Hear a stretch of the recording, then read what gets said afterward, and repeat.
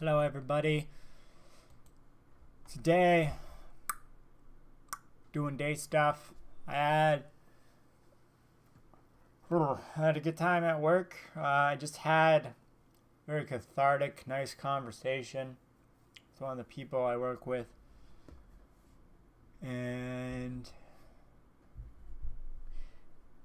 it was a lot about kind of suffering in everybody, how it differs in different individuals, if one suffering is greater than another one. And it was a really good conversation, but we didn't get a point down. And that's the thing. Because when you talk about something like how someone feels, there is no real. Because, like, one person is not affected the same way as another one. So you can have horrible stuff. Your family could die. And someone might be able to, like, get past that. And then another person might be, like, a quasi YouTube celebrity. And 200 people say you suck. And they're ruined. They're ruined for life. So just, yeah, it's by the person. But the whole conversation, I think I did a good job of not really saying like, no, it's this way, or like I'm right. It was more just my opinion, talking with someone else about their opinion to just further our own opinions. But it wasn't like, because I feel like speaking as if you know about something, which is almost nothing. I don't know anybody who knows dick about anything, to be fair. Like, even really intelligent, well-educated people, you can know a lot, but you can't speak with any certainty, because I think, especially when it's about people, because there's no given answer. And that's the thing. So you can pick apart problems in bits and pieces, but you can never know the whole. Which I think is how people need to go through life. I think we give ourselves a lot of reasons. Religion, astrology, anything. We try and ground ourselves in some belief. Even atheism too, just any belief to ground ourselves in. This is the way the world is. And I think having a belief is fine, but I don't think acknowledging it as the honest truth is good unless you can prove it. I don't think you should live your life. I think it's completely possible to have the strength of will to go through life aware of chaos and being like, I know that I don't have any rules for certain, but you can give yourself rules to help you get through life, and that's fine. But yeah, just accepting how little we know, always trying to learn. Not like specific, that doesn't mean like knows in a book, just fucking, it means learn where you can. Take away those things that aren't going to offer you opportunities to grow, which like, cause like that's the thing. Listening to people is a terrific way to grow. That also being said, some people have nothing to contribute. So have a modicum of respect for everybody. Let them prove themselves inept or not worth respect, and then take the respect away if you can. I think that's a good way to live your life. It can happen very quickly. Yeah, that's good. That's what I'm saying. I got comedy tonight. I'm going to do a new thing about how my childhood was weird, because I got a couple of things I'm going to come off of that I realized were just really weird in my life.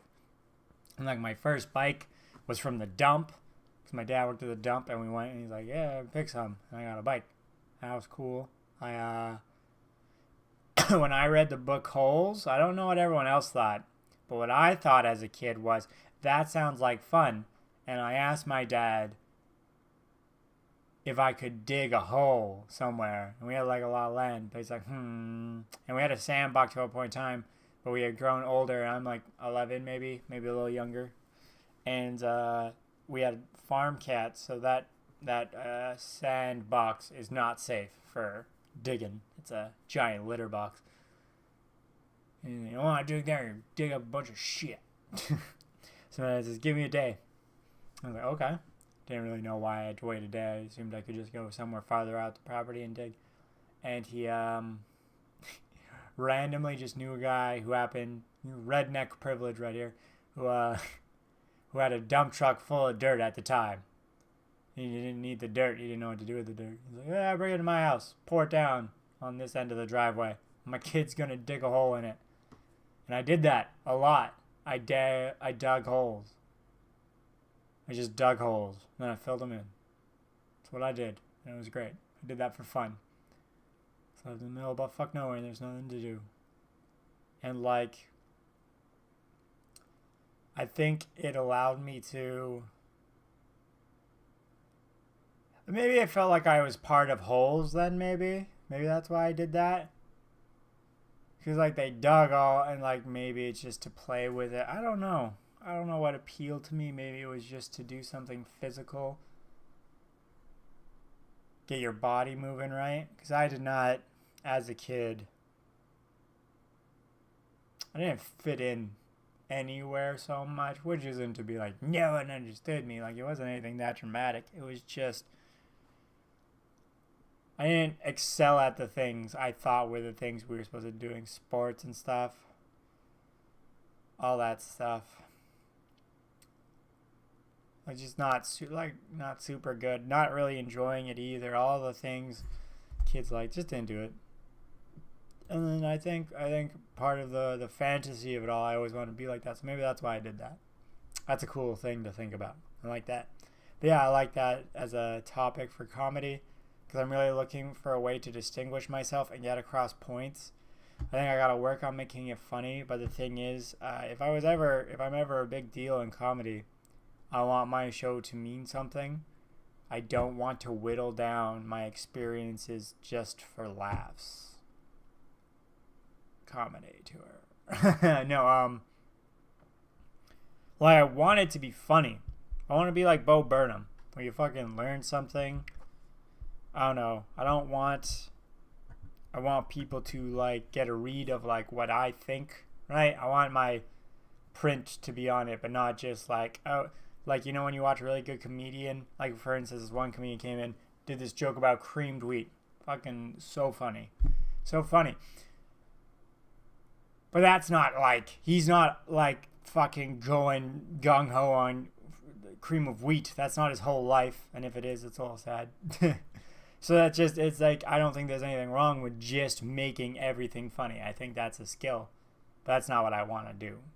So I gotta, and that was what I was having trouble with. That was what I was trying to do when I was younger.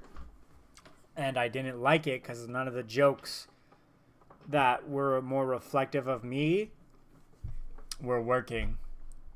So I did jokes that weren't. And then I wasn't happy after a while just because it's like, well, I'm not landing what I want to land. Because maybe I don't look like that. So I just got to find a way to convey myself. But yeah. That's all I'm going to talk about. I like my bobby pins. Yeah. Okay, bye everybody.